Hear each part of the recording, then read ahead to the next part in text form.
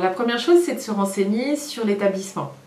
Regarder sur internet ses caractéristiques, regarder dans les guides, se renseigner auprès du CLIC, auprès du CCAS, auprès de la mairie.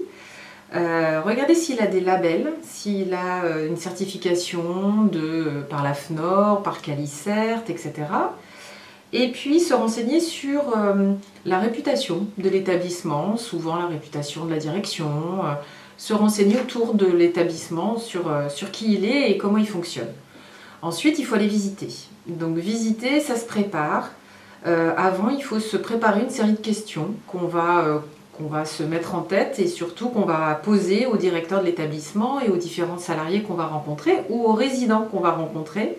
Si possible, rencontrer le président du conseil de la vie sociale, c'est-à-dire cette instance qui représente les résidents, qui représente les familles.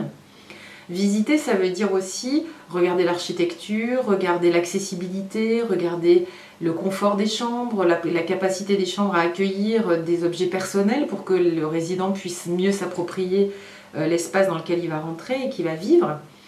Et puis, en termes de visite, moi je vous conseille beaucoup de déjeuner sur place pour se rendre compte de l'ambiance, se rendre compte de la façon dont les gens vivent entre eux, quelles relations ils ont entre eux, la qualité de la restauration. Un autre conseil que je vous recommande, c'est de venir visiter l'établissement avec quelqu'un qui n'a aucun intérêt dans l'histoire, c'est-à-dire quelqu'un qui n'aura pas de relation affective avec cet établissement-là ou avec le résident, de manière à avoir un regard un peu plus neutre sur la vie de la structure et comment elle fonctionne. Voilà, et puis derrière, ça va être de continuer de suivre un peu la vie de la maison. Prenez le temps de bien regarder le contrat de séjour, le règlement intérieur, et puis lisez les comptes rendus du conseil de la vie sociale qui racontent la vie quotidienne, régulière dans la structure pour vous faire la meilleure idée possible, sachant que la solution pour rentrer sera bien évidemment d'obtenir au maximum le consentement du résident, de l'aider petit à petit à rentrer par petites touches, peut-être en allant déjeuner avec lui, par des accueils de jour, par des hébergements temporaires.